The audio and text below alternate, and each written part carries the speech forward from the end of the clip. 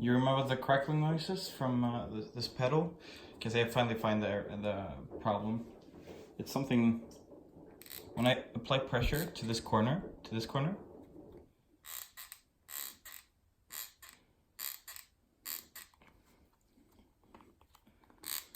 it sounds like something is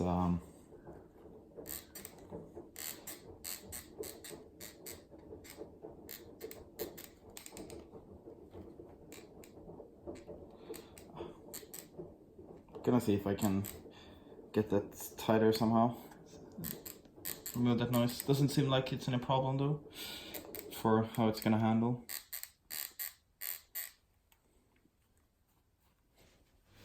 Ta-da! Problem solved. So what it showed out to be is there are 4 screws right on the corners under the grip tape that holds like a metal plate.